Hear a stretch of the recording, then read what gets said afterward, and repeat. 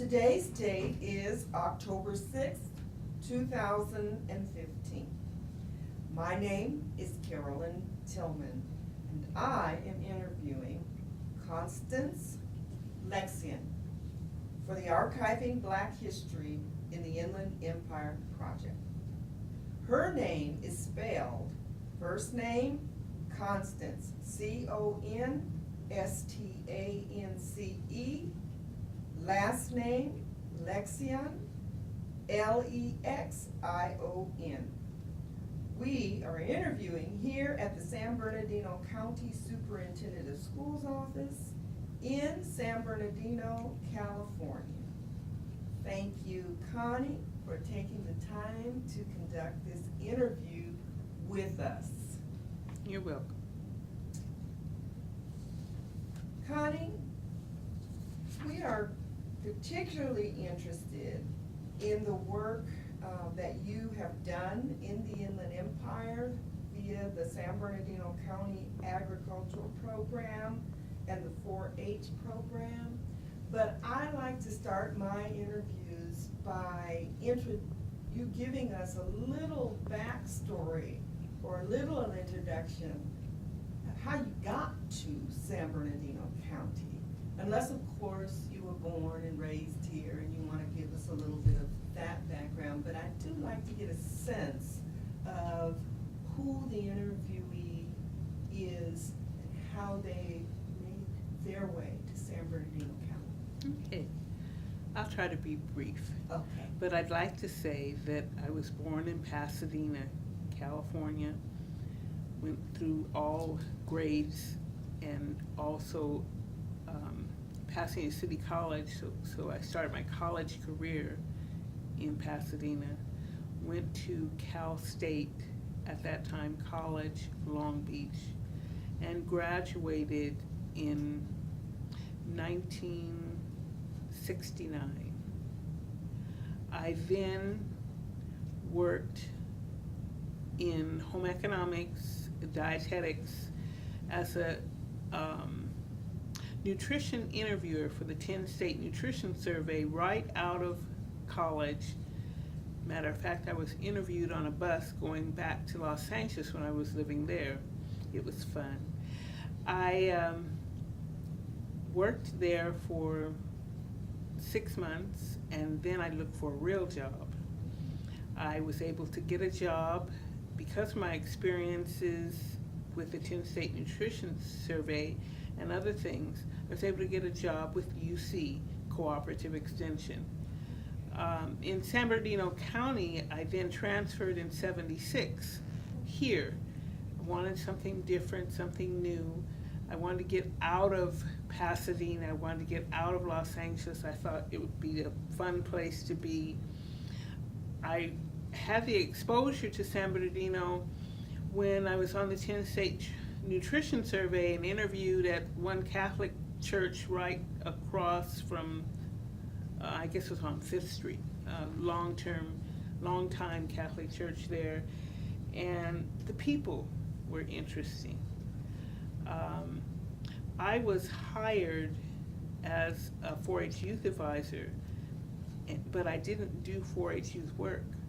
So I had a challenge to come here, opportunity to come here and work in San Bernardino and work with agriculture, work with horticulture, work with science, mechanics, and arts.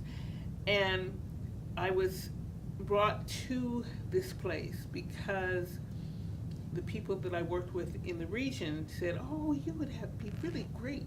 We need an African American person that isn't hostile. It was a situation that I came to, and I said, well, now who can I meet in San Bernardino? So maybe you have another question for me. I kind of brought you up to that point. So you arrived here, and formally you were hired by San Bernardino County in the Agricultural Extension Program? Not exactly. Okay. And that's an assumption that everyone made with the Agricultural Extension Program. The Agricultural cooperative extension or agriculture service, whatever it was called, was housed by the county. But it was a university-based land grant institution in the county. And the USDA brought in the other aspect of cooperative extension because in 1914, there was a land grant act giving 4-H its start in 1914 because it was taking USDA and giving that to the land grant institution in every state. In California, it's the University of California, and then tying it in the county. So that was a unique operation. In San Bernardino County, it started in 1927, that pact of 20% from USDA, 20% from the county, and 60% from UC. I understand. Thank you very much. So do you have the distinction of being the first African-American? In San Bernardino? No. I don't have the distinction of being the first African-American in San Bernardino, but the longevity, I have been, or I was the longest serving person in that capacity. Okay, very good. All right. In that role, can you describe who were the community leaders at the time, be they political, social, religious, or business, and organizers that worked with you when you were working in your position with the agricultural program? Actually, there were a lot of people, and I came at the time when the city fathers were working on the All-American City purpose. So in 77, it was All-American City. I worked with city government, with the mayor, with the, Mayor Holcomb at that time. It was, Ernie Wilson was some human resource person, I think. Willie Garrett was the, called the West Side Mayor of San Bernardino. Later, we had a personal relationship. But anyway, then I worked with Robert, Bob Parker, Art Townsend. There were a lot of men that kind of helped me through getting through the communication and learning the ins and outs.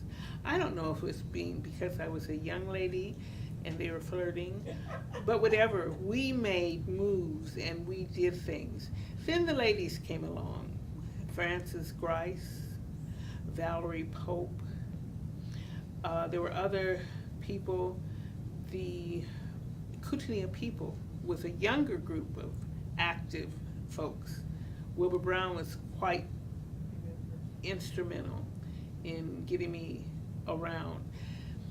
You see, one of the ways in which I was able to develop program was to meet people. So I had the West Side, the West Side came to me, I came to them. Then I went up to Victorville and I met a lot of people in agriculture.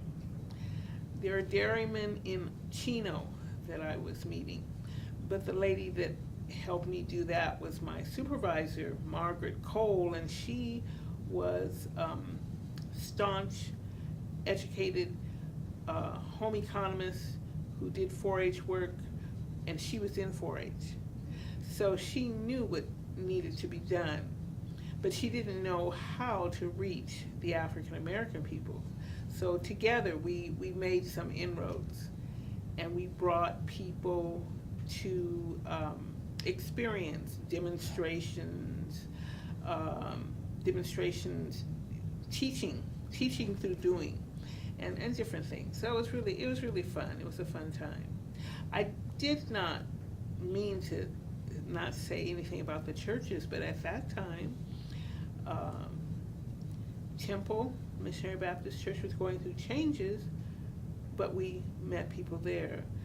And New Hope was my church home, became my church home, and I worked there. I still don't realize or understand why, even now, in 2015, why there is many people not following through with the nutrition principles that I was trying to say then. The young people were able to gain stuff because it was different. So learn by doing was my theme, making the best better, and all that. It was, there were a lot of people. There were a lot of 4-Hers. Now there's maybe, I guess about 800 in the whole county, maybe 5 or 6 clubs, leaders about 200 in 2015, and many of them are not African American. But we had a lot of fun and reached a lot of people, many of them through the churches. That's why I mentioned New Hope. St. Anthony's was another place where we worked. We went with many denominations, but we work with a lot of churches. And then, you know, in the 70s, there was the educational efforts by, I forgot what that term is, or what group that is, not Kutania, but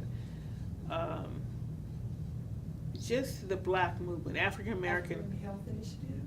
Well, that came later, but then, yes, it was preceded by that. Another person that was integral in all of this was in public health, and that was Beverly Wright. Yes.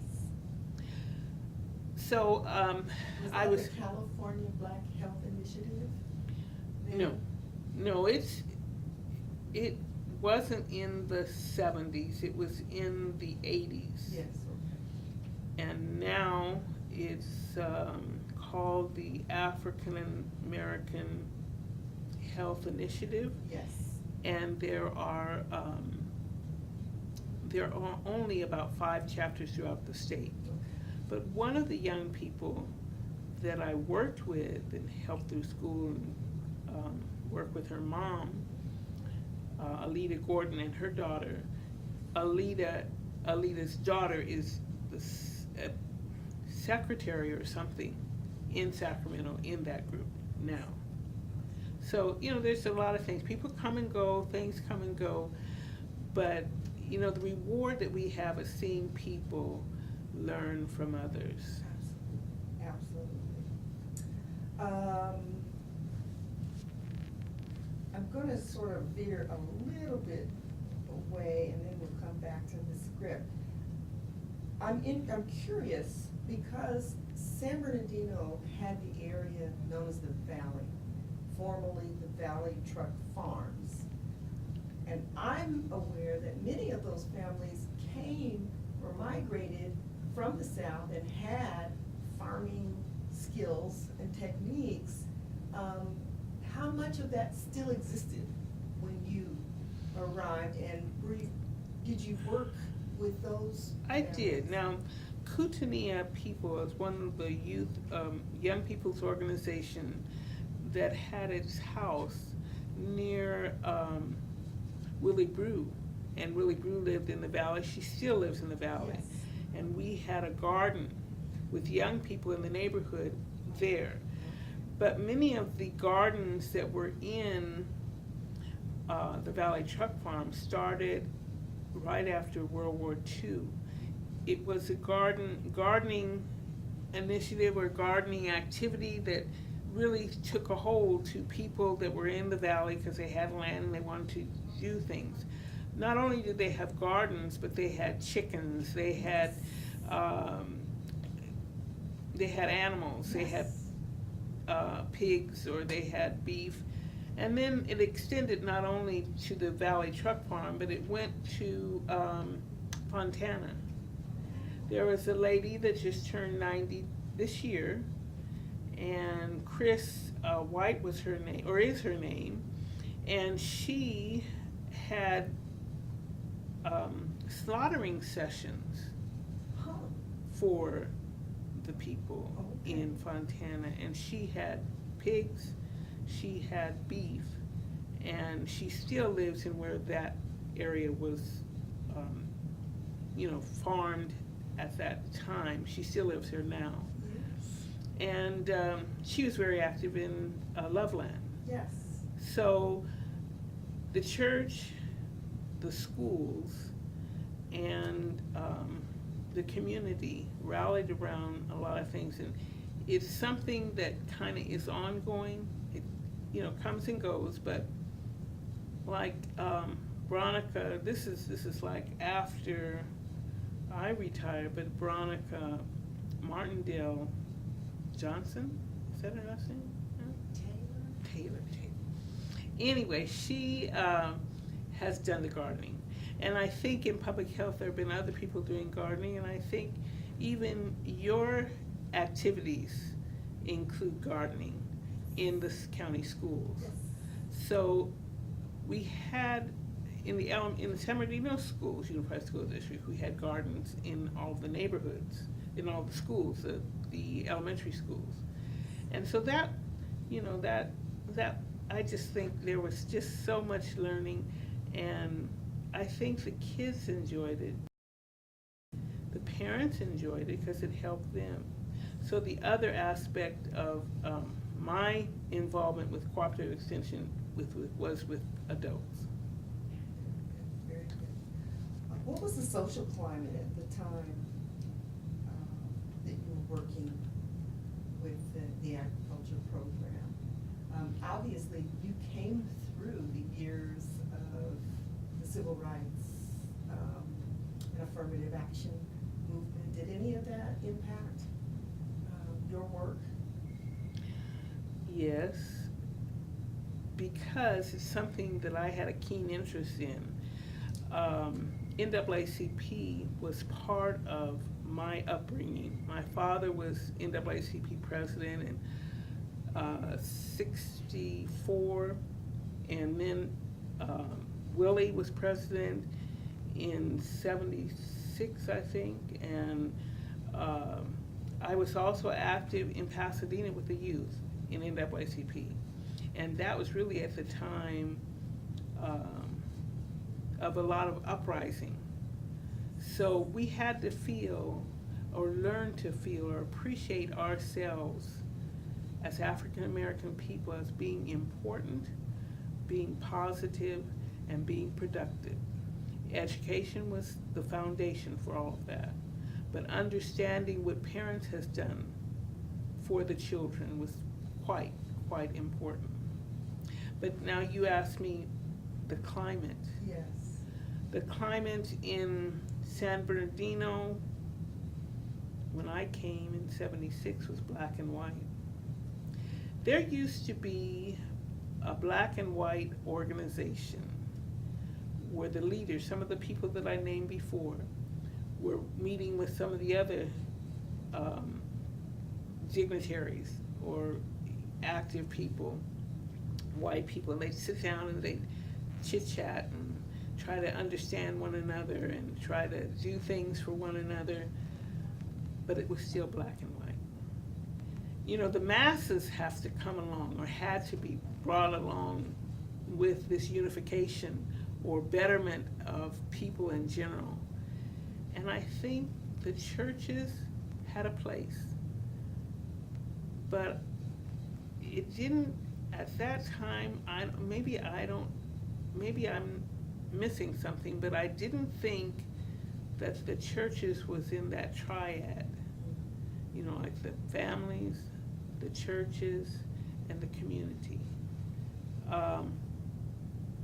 Some things were developed, and there were good developments, but not all of the pushes were together. So the climate was kind of disarray, I think. People had to get used to one another and not like be subservient to one another. And I think the climate was something that through experiences unlike people are normally involved in, we had to have more bridging. Absolutely. You made a comment that when you were invited to come to work to in San Bernardino, that they needed somebody who isn't hostile. And I find that interesting that your path is from Pasadena. So you're like the Jackie Robinson of agriculture, being able to come to an environment that perhaps may have been challenging, but still being able to be very successful in your work. Can you address that a little? Well, I guess I was invited to San Bernardino, and I didn't go through an extensive interview process, as a lady that was before me kind of left. I mean, she was just gone. And we met, and we had worked together because I was working in the same program in Los Angeles County. But we did some fun things, and the county director at that time was George Rendell, and he was a young man for agriculture director. And things that I did in Pasadena was to have a fair. Now, many people nowadays have fairs, health fairs, different nutrition fairs, and they have samples and stuff like that, and you go around and learn different things. I had games. I mean, I did a lot of things and brought all, since I was in Pasadena when I had these things, I knew all the people that I graduated with and stuff, and so I had them come and be monitors, and so we had a big fair at the Boys Club, actually. And then in the 70s, right in 1970 when I first got the job, I said, now how am I going to reach these people, these young people? I dressed up as food costumes. I was a hot dog. I was a carrot. I was a piece of bread. I was, let's see, what else was I? A milk carton. But, you know, I dressed up, got on the bus where they started from, and went to school. I did that through preschool or kindergarten age, and then elementary, upper elementary, and then high school. And by the time junior high, by the time I got to the high school group, that was really weird. But I enjoyed it. And not only did I do it, there was a, Parks and Recreation Center in Pasadena that helped me develop, there were artists and things there that helped me to develop the costumes. And then we had sewing, so we learned a little bit about that. But yes, I was just ready to go, fired up, as our current president has said, fired up, ready to go in his campaign. I was fired up and ready to go, and to do a lot of things that might not have been done. In 1980, several home economists, teachers at that time in high school, they were there. We did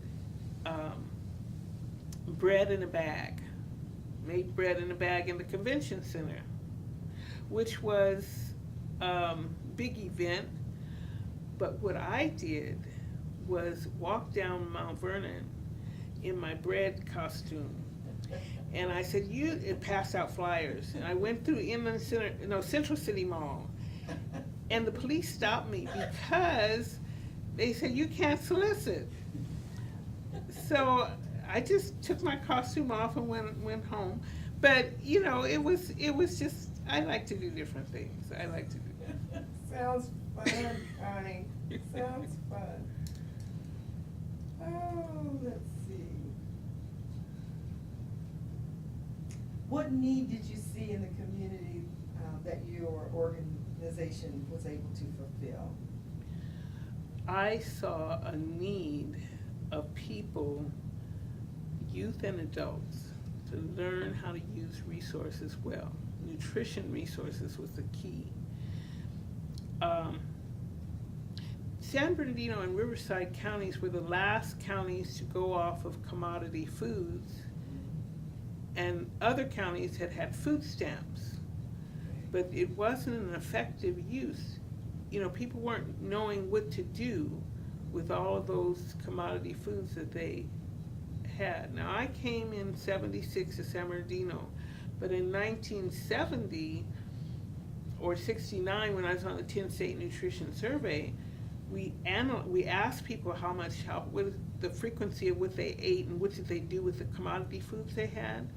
One lady said she saved up every month for her commodity foods so she could make not oatmeal cookies, because you have your flour and your oatmeal and your butter and stuff. She wanted to make chocolate chip cookies, and she saved up for her flour, you know, and did that.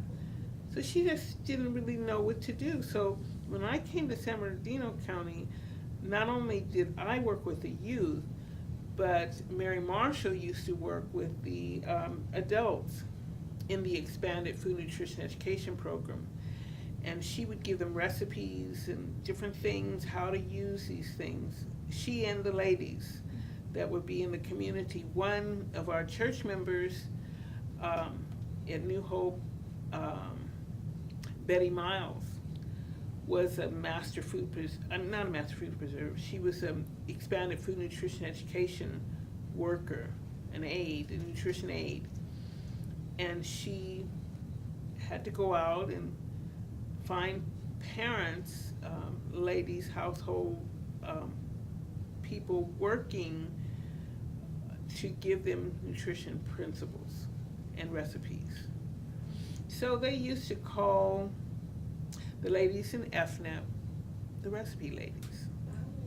But they would have individual, in the 70s and 80s, about 85 they changed, it would have individual sessions, like you and I are having this interview.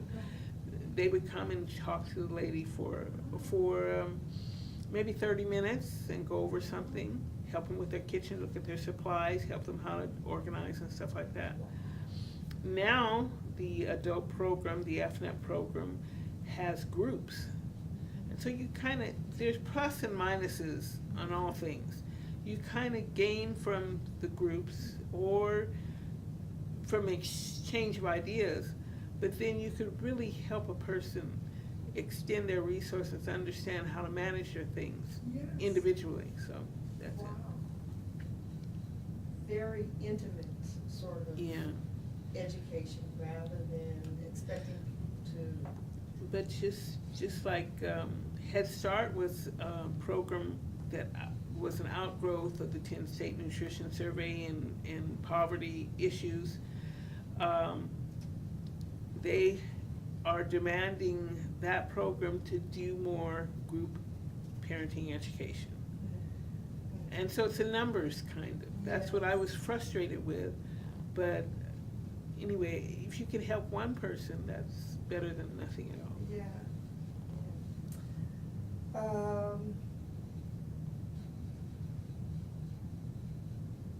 How did your work specifically help the African American community in the Inland Empire? Well, I think it specifically helped bring awareness of nutrition, household skills, homemaking skills, because we also had, in the 70s, there was a component in San Bernardino County of sewing and doing things like that. Towards the 80s and 90s and on, we were working with food preservation. So you have a lot of stuff. What are you going to do with it? They gave options that gave information that people could use.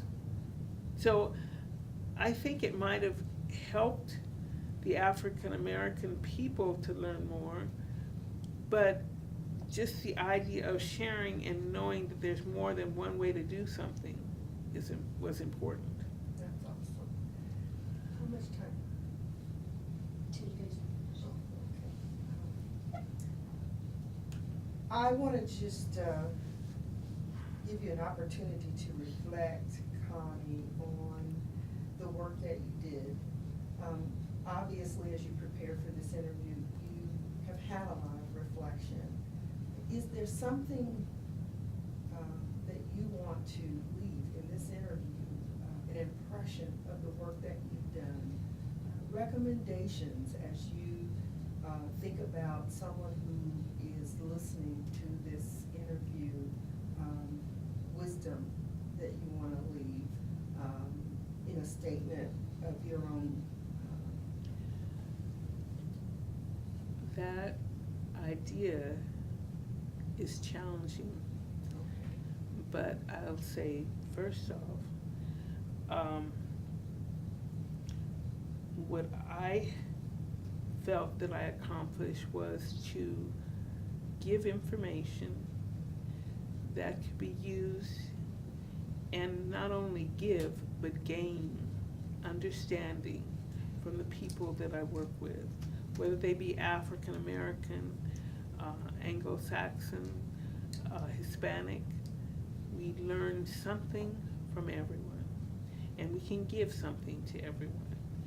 I think the experience was quite rewarding because I have seen people tell me, well, I learned that from you. I learned that from 4-H. It's just rewarding and encouraging. And I could tell some of the people that I worked with and that I presented something to, that they have given me understanding. And the appreciation and gratitude both ways has been very important. I think another thing, you talk about wisdom, I think I have not, or I can't claim wisdom that I have given anyone. I think wisdom comes from God, and we need to put all these things in perspective. Education, family life, food and nutrition, health and well-being, and finally and first most, God loves us and has given us a pattern. We need to look at that too. Very good, very good.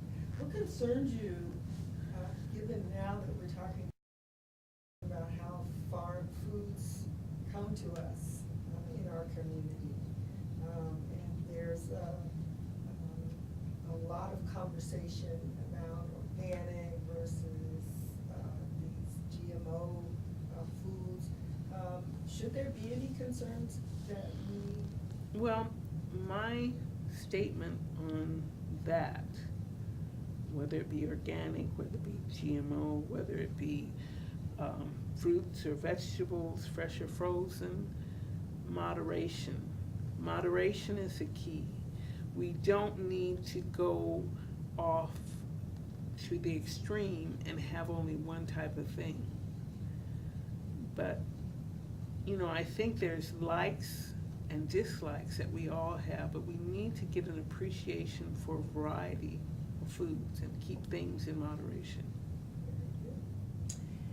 Before I close this interview, is there anything else that you would like to offer before we end our conversation? I don't know. I think, yes, that there is a need to have people reflect on what they have done and given to people, but we also need to reflect on what people have given us.